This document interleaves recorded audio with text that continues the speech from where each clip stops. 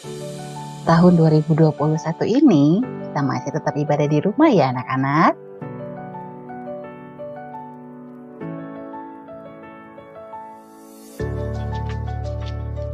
Tapi jangan sampai itu membatasi sukacita kita untuk memuji nama Tuhan. Mari kita siapkan hati kita. Siapkan juga Alkitab kita. Dan berdoa supaya Yesus memberikan Roh Kudus-Nya untuk menolong kita mengerti firman Tuhan. Selamat datang di ibadah Victory Kids Rehoboth Ebenezer versi online. Selamat pagi anak-anak, sehat semuanya ya. Sekarang kita mau mulai ibadah kita, tapi sebelumnya kita berdoa dulu yuk. Tuhan Yesus yang baik, terima kasih pagi hari ini kami boleh diberi kesehatan, kekuatan untuk kami boleh menyembah Engkau, beribadah pada Engkau. Berkati kami semua supaya kami boleh mengerti juga akan firman Tuhan yang disampaikan hari ini. Terima kasih Bapa, dalam nama Yesus kami berdoa dan mengucap syukur. Haleluya, amin. Iya, sekarang kita mau sama-sama olahraga ya. Anak-anak bangkit berdiri, kita mau angkat pujian Jalan Serta Yesus. Sebelah sana dulu ya.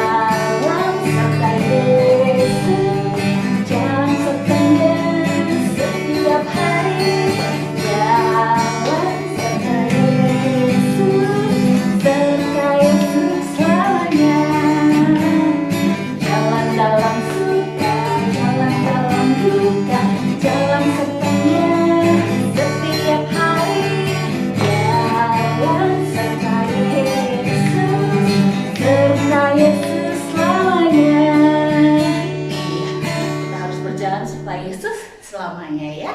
Oke, sekarang kita lanjutkan dengan pujian Yesus Pokok. Pakai gerakan semuanya ya.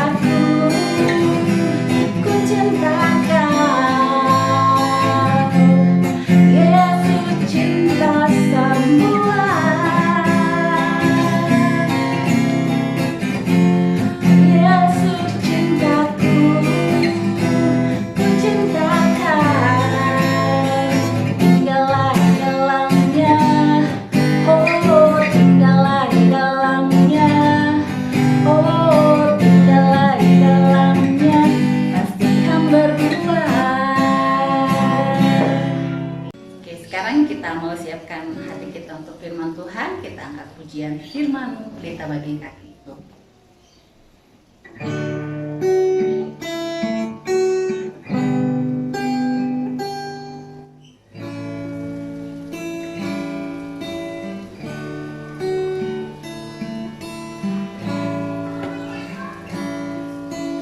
Firman-Mu, pelita bagi kakiku, terang bagi jalanku.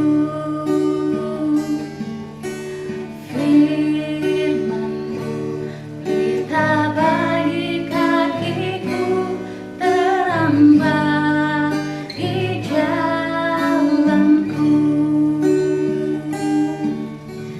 Waktu ku bimbang dan hilang jalanku, tetaplah Kau di sisiku, dan takkan ku takut karena Kau di dekatku, besertaku selamanya.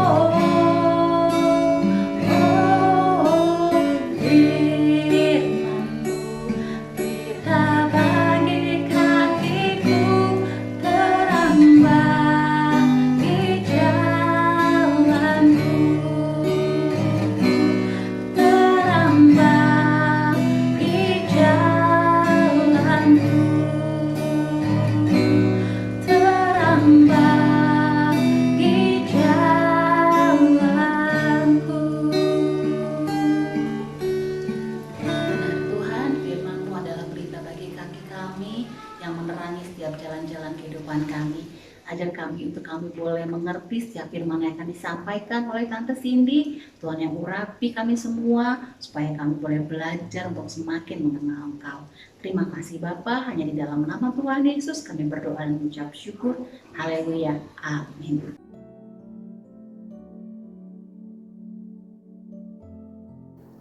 Hai anak-anak. Sebelum kita mendengarkan firman Tuhan hari ini, Tante Cindy mau tanya dulu. Ada nggak ya di antara kalian yang satu hari seharian nggak makan? Gimana rasanya ya? Pasti lapar banget, ya kan? Nah, di zaman hakim-hakim di Alkitab, bangsa Israel pun pernah mengalami kelaparan. Mereka susah banget untuk mencari makan. Bahkan ada beberapa yang di antara mereka sampai harus mencari makanan keluar kota. Nah, saat itu ada sebuah keluarga dan mereka pun mengambil keputusan untuk meninggalkan kotanya, yaitu kota Bethlehem. Mereka pergi ke daerah ke tempat tinggal bangsa lain yang tidak percaya Tuhan.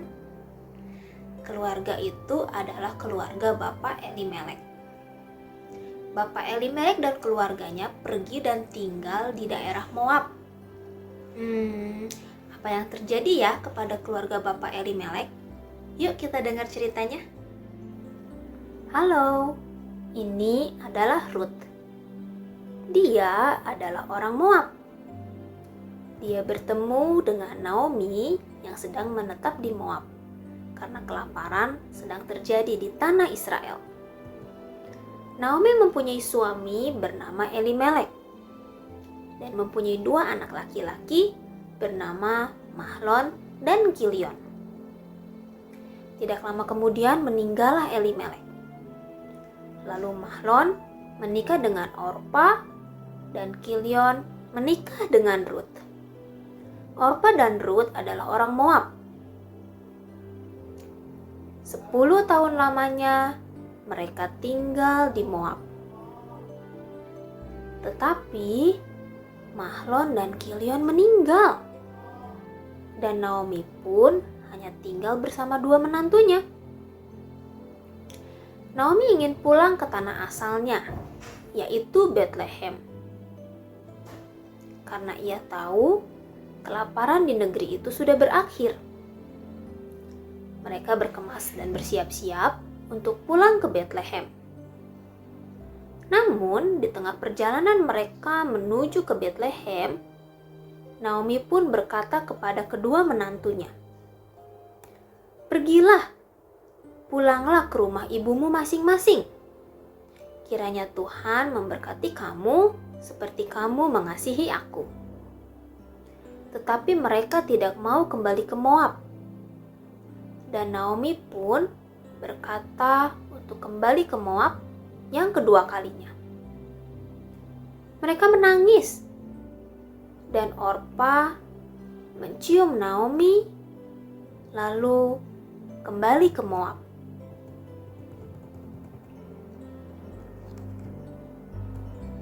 Tetapi Rut tetap diam untuk ikut dengan Naomi. "Jangan paksa aku untuk meninggalkan kamu, sebab kemana kamu pergi, ke situ juga aku pergi. Bangsamulah bangsaku, Allahmulah Allahku." Naomi dan Rut berjalan bersama-sama menuju Betlehem. Sesampainya di Betlehem, penduduk kota pun memanggil Naomi. "Naomi, itu Naomi. Naomi, Naomi." Dan Naomi pun berkata, "Jangan panggil aku Naomi, panggil aku Mara, sebab Tuhan telah melakukan banyak yang pahit kepadaku." Begitu mereka sampai di kota Betlehem. Dan pada saat itu adalah musim untuk menuai jelai. "Biarkan aku pergi ke ladang, supaya aku dapat memungut jelai dari orang yang murah hati kepadaku."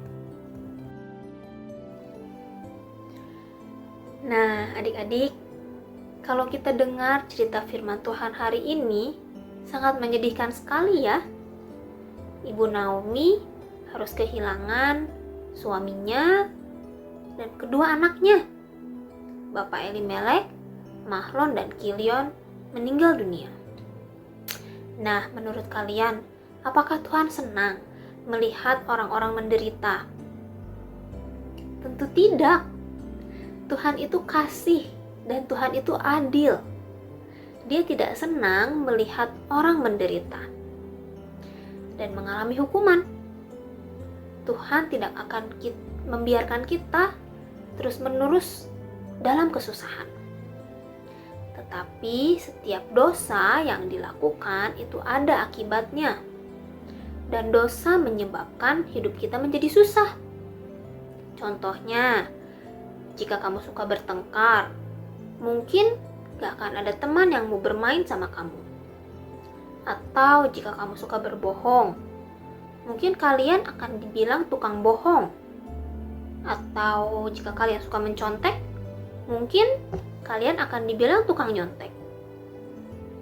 Itu adalah akibat dari dosa yang harus ditanggung dari perbuatan-perbuatan yang tidak menyenangkan hati Tuhan. Tetapi Tuhan selalu menunggu setiap kita untuk kembali bertobat dan menyenangkan hati Tuhan. Tuhan Yesus sangat mengasihi kita semua orang di dunia ini. Kasih Tuhan itu tidak terbatas untuk kita semua. Yuk kita mau belajar untuk selalu menyenangkan hati Tuhan dan selalu melakukan hal-hal yang baik yang menyenangkan hati Tuhan. Kita baca ayat hafalan minggu ini ya. Ayatnya terambil dari Mazmur 55 ayat 17. Tetapi aku berseru kepada Allah dan Tuhan akan menyelamatkanku. Kita mau belajar dari ayat hafalan minggu ini bahwa jika kita berada dalam kesulitan, yuk kita datang kepada Tuhan. Ataupun jika kita melakukan hal-hal yang tidak menyenangkan hati Tuhan, kita sadar bahwa itu menyedihkan hati Tuhan, kita datang kepada Tuhan, kita berdoa, kita minta maaf sama Tuhan. Dan kita belajar mau berjanji sama Tuhan, Tuhan, saya tidak akan melakukannya lagi. Kalau sebelumnya saya suka berbohong, suka bertengkar, ataupun suka melakukan hal-hal yang tidak menyenangkan hati Tuhan, kita berseru sama Tuhan, Tuhan, tolong saya, ubahkan saya, biar saya menjadi lebih baik lagi. Dan Tuhan Yesus berkuasa menolongmu, karena Dia adalah juru selamatmu. Amin. Yuk kita berdoa untuk menutup ibadah kita hari ini. Mari kita berdoa. Terima kasih Tuhan Yesus untuk ibadah hari ini yang boleh kami lakukan Tuhan. Bapa, kami bersyukur kami memiliki Allah yang penuh kasih, Allah yang sangat baik bagi kami semua Tuhan. Ajarkan kami Tuhan untuk kami selalu menyenangkan hati Engkau. Ajarkan kami Tuhan untuk kami selalu berseru kepada Engkau. Kami hanya mencari Engkau Tuhan di saat kami dalam kesulitan, di saat kami dalam masalah, apapun kehidupan kami Tuhan. Biarlah kami selalu berseru kepadamu Bapa.